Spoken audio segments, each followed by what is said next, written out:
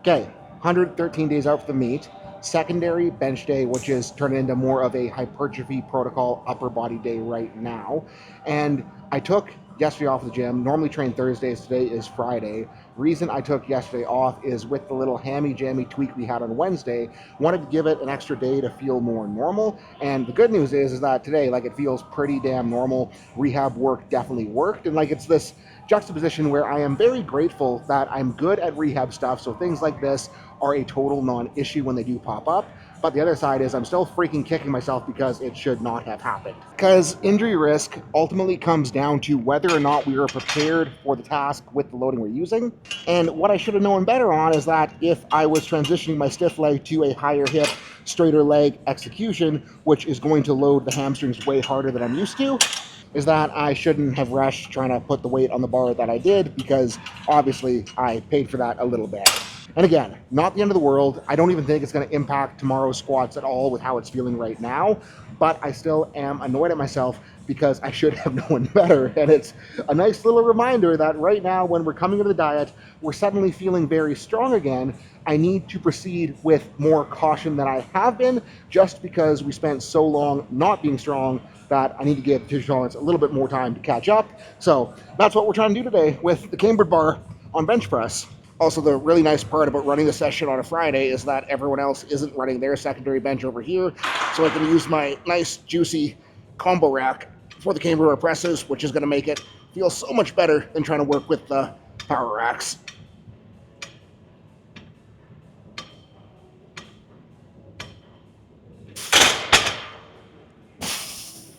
Like the pad and J-hook situation. So freaking nice with this elite combo. And plan here for today, 2 work sets, 12 to 15 reps, nice pumpy squeezy. Last week we ran 225 for the work sets, but what I'm thinking today is after that hammy tweak, probably gonna run 225 again and just try to go for better quality reps than last week instead of forcing load up. And as far as intent execution here goes, putting a really big priority on trying to spread into the triceps and pecs in the bottom.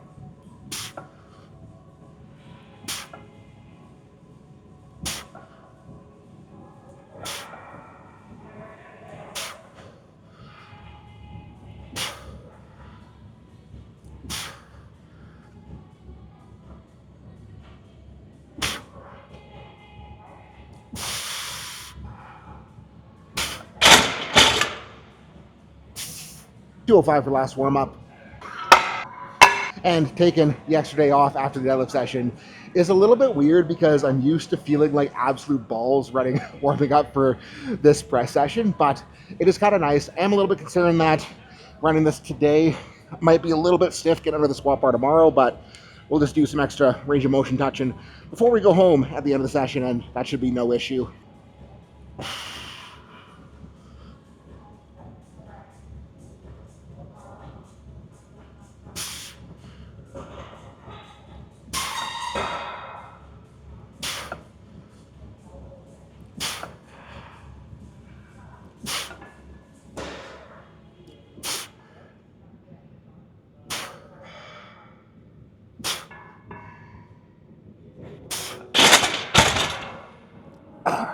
Yeah, we're going 225. Also, I didn't do cardio yesterday, and this is so freaking stupid that it feels like this quickly, but I'm suddenly feeling much more out of shape than I did the last time I trained. So we're definitely getting on the stair mill after this session. Like, we're 278 this morning, and with the rate of weight gain that is happening, like, I definitely need the cardio. So yeah, we're getting to the stair mill today.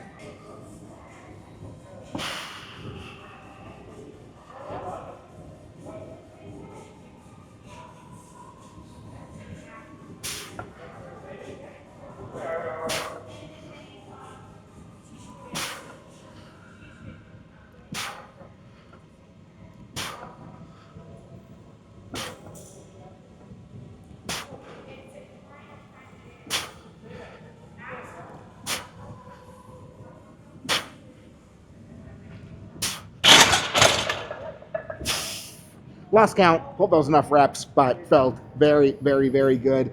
I think I was flaring pretty evenly into the right?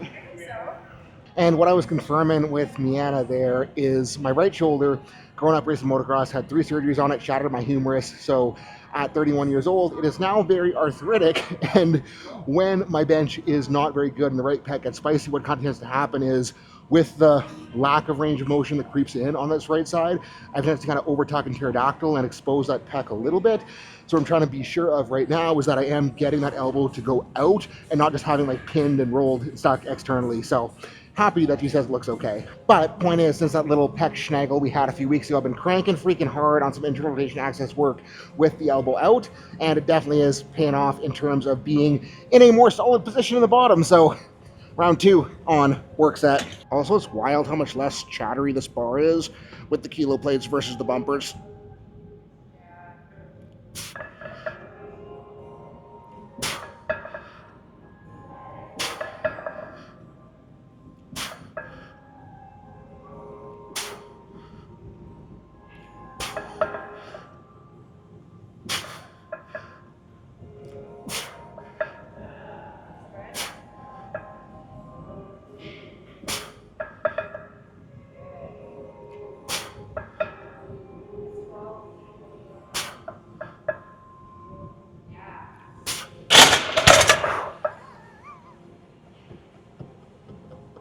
Pumps are immense with that bar, the higher reps, but not complaining. And I figure I should show you one of the things I have been running at home for that IR access.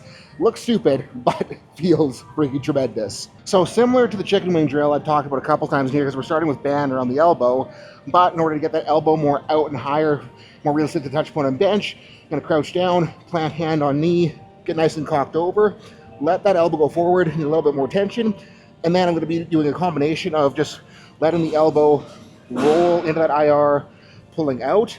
But what also feels really good is trying to pack the scap down and do shoulder rolls in the same position. And like range of motion, pretty pathetic here, but it is getting better. And I mean, doing pretty okay benching with the amount of shoulder arthritis that I do have on this side. And like when I'm on it, gives me no trouble. So we're gonna stay on it so it continues to give me no trouble. And the big thing about Team Activated that I'm proud of is it's not like other coaching groups, because you're not signing up to never hear from the guy running it and just getting feedback from random people that you've never met in your life. Everyone in the team is getting direct daily feedback from me on every single thing that they're doing. And my goal with the feedback is to give the lifter everything that they need in order to execute on my recommendations and make the best progress possible. That means I'm not just telling you what you're doing wrong. I am making sure that you understand why it's a problem, why it is happening, what we need to do to fix it, and then prescribing accessories and secondary exercises to help you build the strength and refine the skill that you need to make better progress.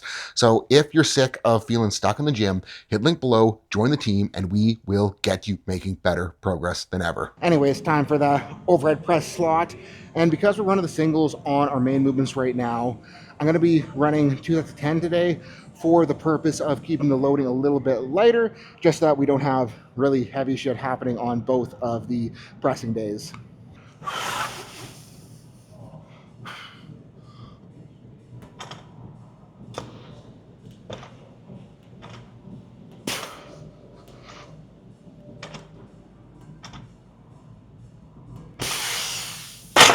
Definitely safe to go 185 for probably not even a work set. So let's make sure to put some sauce on it so we can go up from here.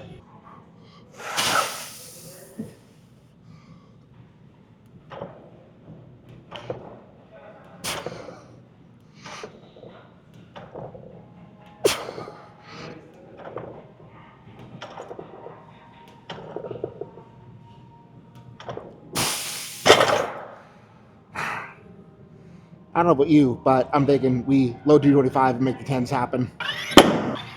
Okay, fun music in the headphones. Little Jaron Benton mood for this set, so let's crank.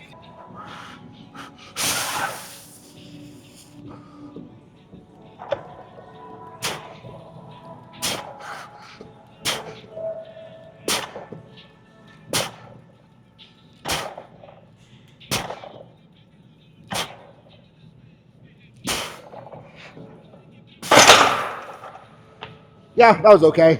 And let me tell you, the freaking best feeling on earth is to get to the point where the tricep levers really kick in and feeling that bar accelerate. Like, yeah, that's fun. And I do gotta say, the temptation to add weight to the bar is extremely high with how well that moved.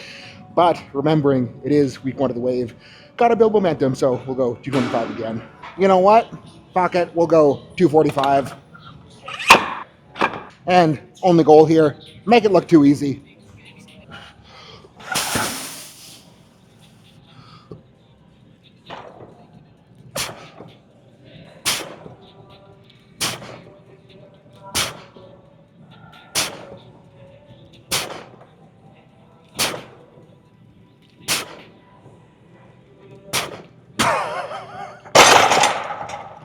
Yeah, I think that was good enough.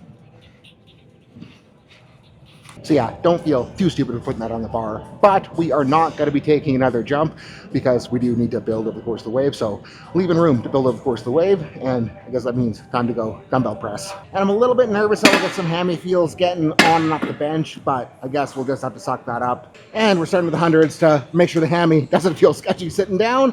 And it didn't feel sketchy sitting down. So we'll warm up here and then go up.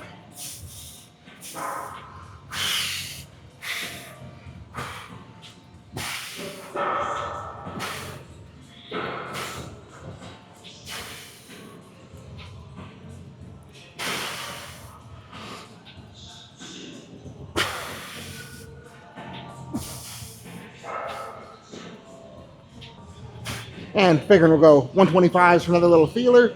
And if it feels good, we'll have fun on the top set.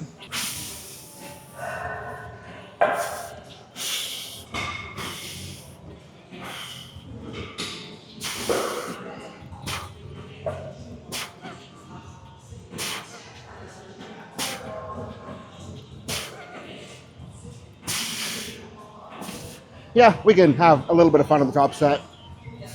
And I did not feel the hammy at all getting to the bench with the 125, so hopefully that holds true with the 150s.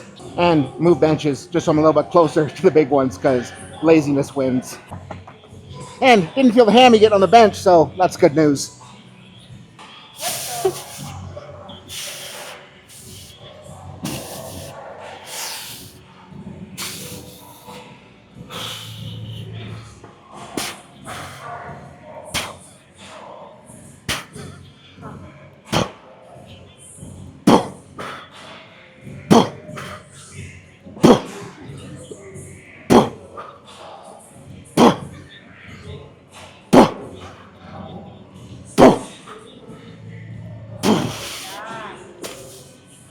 I'm okay with that.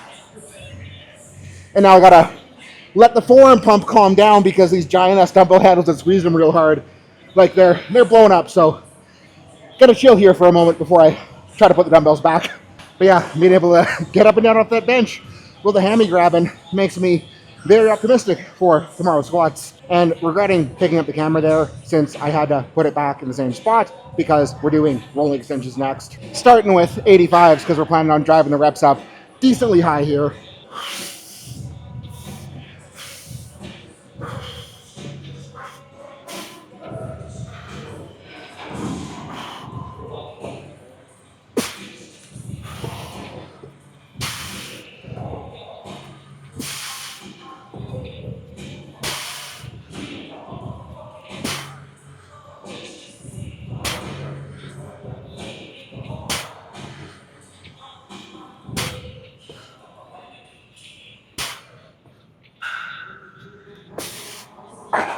And I think we'll keep her there for round 2.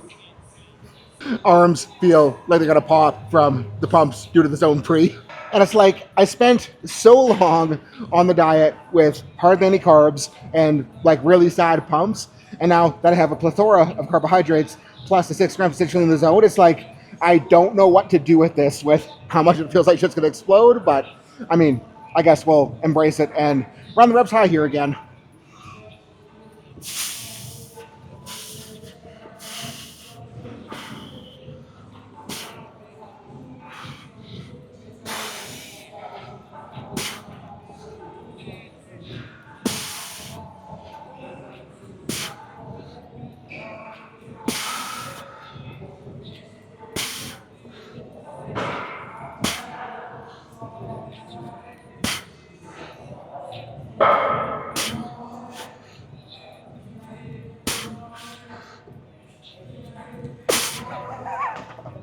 And that got very gross because shit is blowing up. And with being this blown up, I'm not super looking forward to this because my arms were pumped up so bad that I almost couldn't carry the camera back over here. But with how sad the time protocol was on dips, got the stopwatch up, and we're going to be running it on a chaos push-up. Just because I think with where the shoulders are right now and where the pecs are, this is going to be more productive than trying to do the base building on a dip. So yeah, let's have fun. And we're going for 30 seconds on, 30 seconds off here. So let's crank.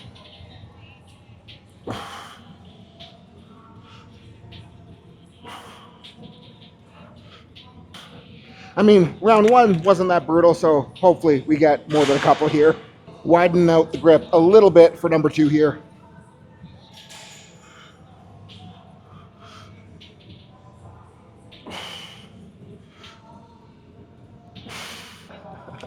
Much more doable in the dips, but we are going to start suffering here very soon because the pump is building. Okay, round three.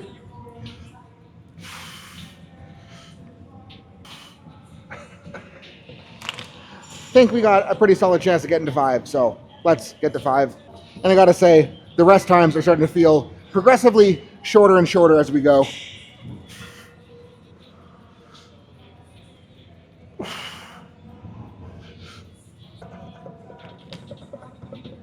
That is getting quite spicy. So, round five.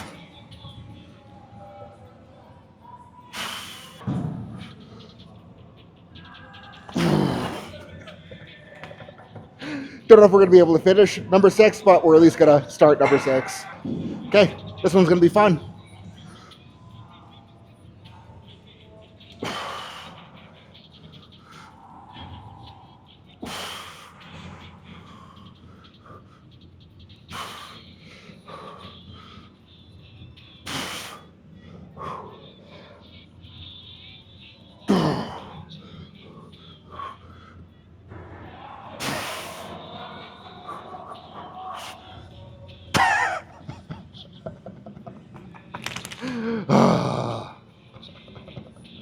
Yeah, that's enough. And we're gonna let the pump come down a little bit and then run some chaos JMs. And we do have the band a lot lower for these than last week, so this might suck, but we'll... Oof. Yeah, this will be fun.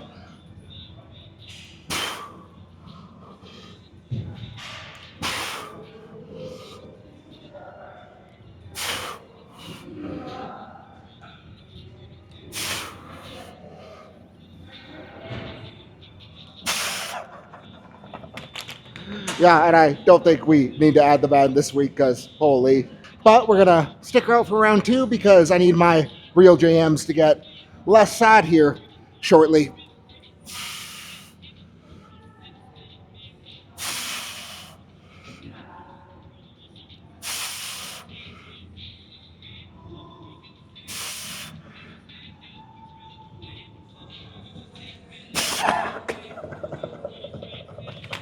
Arms are so blown up.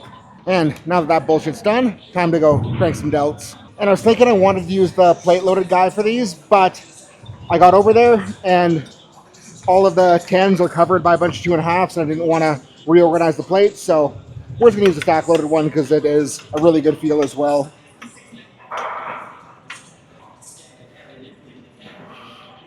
Checking the setup before I put work set weight on. Okay, time to crank.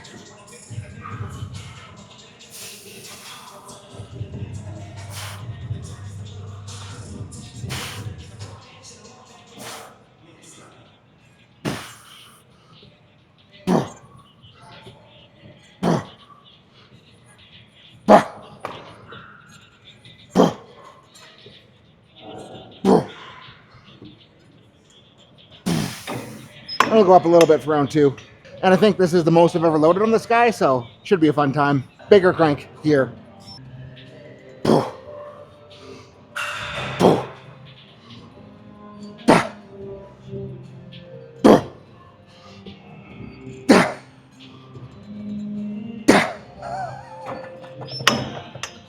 I'm okay with that, but I think we're gonna do a little bit lighter weight for a third and get some higher quality reps in. And not gonna lie, I want my shoulders to feel like my triceps and forearms currently do, because they're not like, they're getting a good pump, but they're not like blowing up. So let's blow them up. And I am well aware that everyone wants to spout off about how the pump has nothing to do with hypertrophy, but everybody that spouts off about that tends to look pretty small. So we're embracing the pump.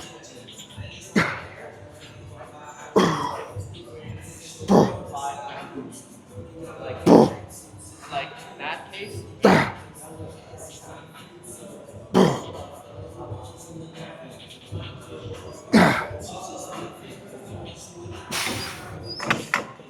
And we're adequately blown up. So, time for rears. And since I have been doubling up on the reverse pec decks through the week, bench spread has been feeling a lot better, so we're going to keep running these twice a week for the time being.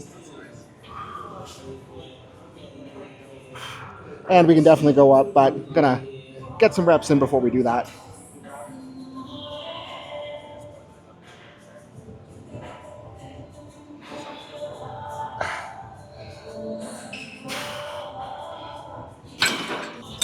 And this jump might be aggressive, but I've always got the best outcomes on these when I am kind of forcing it, so let's force it.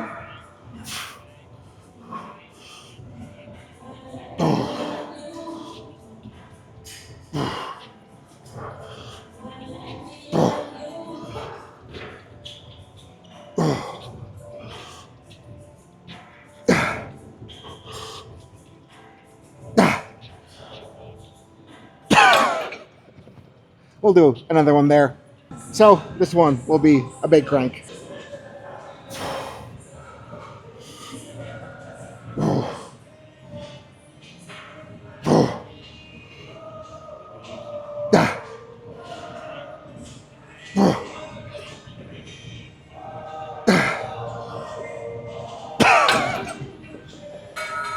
Adequate effort. And for today's lat slot, we're on the other Panada pull down machine, and we are going to treat it the same way that we did on Monday, though. What I mean by that is we're going to keep it a little bit lighter so that I can make sure that I'm pulling all the way down. Gotta drop the pad down one, and I gotta damn adjustments on the Panada stuff.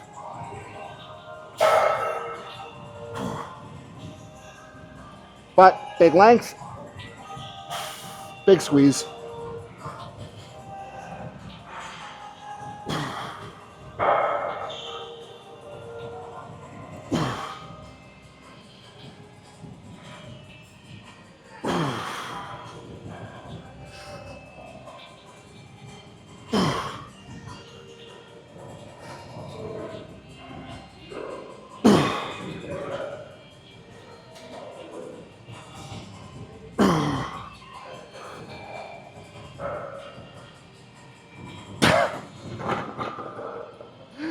Feels like the lats are gonna cramp, so mission accomplished. One more here, and we're gonna have to embrace that crampage here.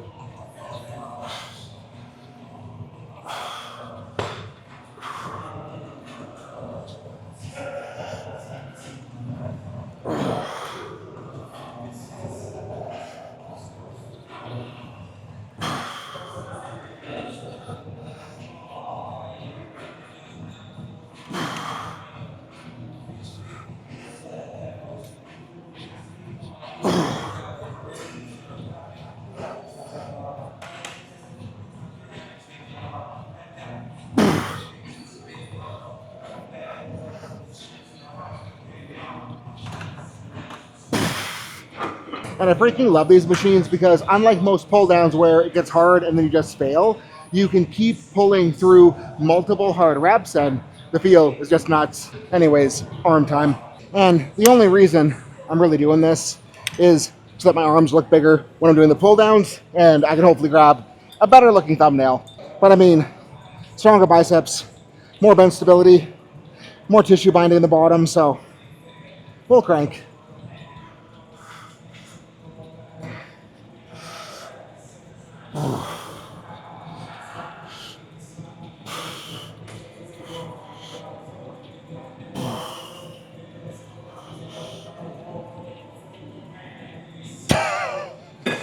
These machines also feel really freaking good. Anyways, round 2 here.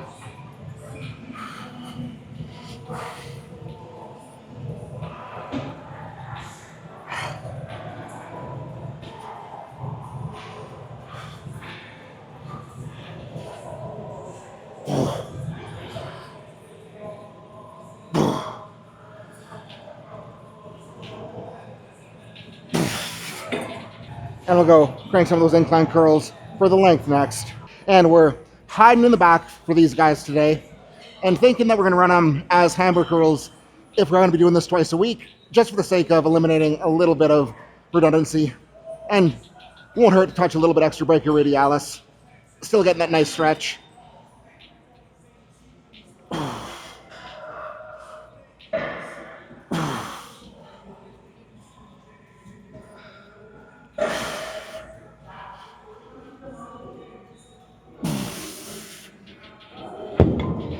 Yeah. And if you guys can't tell, I'm running 30s here. And like, this is a movement that we want to work towards progressing to expose that vulnerable position more and more. But it's not necessarily a movement that we want to be in a rush to progress. So driving ropes high, getting a big squeeze.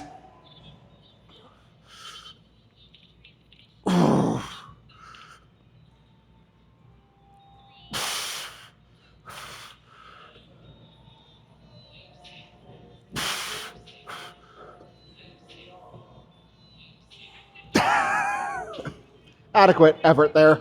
And we're continuing with the lying hip flexor touch in here because ever since I started doing them, everything has felt better and better. But because we're squatting tomorrow, not going to be going super heavy in terms of loading, just because I don't want to burn them out too hard before tomorrow's squats. And as always, dead bug tension, slow pull up to the top.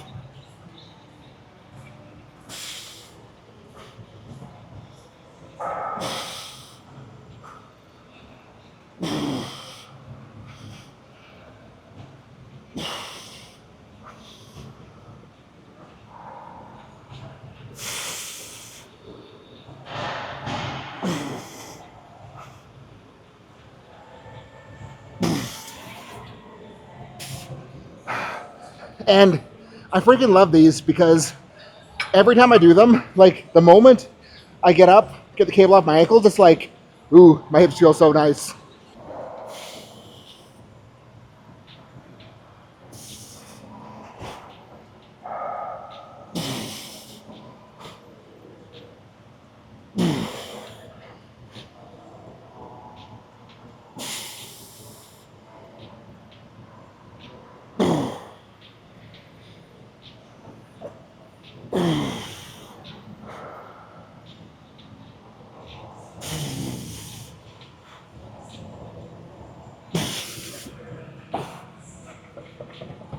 And that got harder, faster than I wanted it to.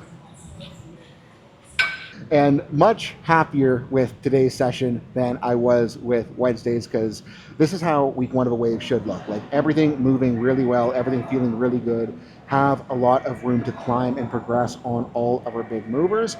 And that's how it should be. And like Wednesdays started off on a really good foot. It was just like with the new range of motion on the stiff legs, running those hips higher. We got that little bit too ambitious and it did kind of bite me, but as of right now, am pretty damn optimistic that the hammy should not get in the way of tomorrow's squat workout. I mean, it might get in the way a little bit of the Nordic and GHR slot, but we can pivot and do something else in that place just so we don't overexpose it. Probably just going to jam on some more leg curls.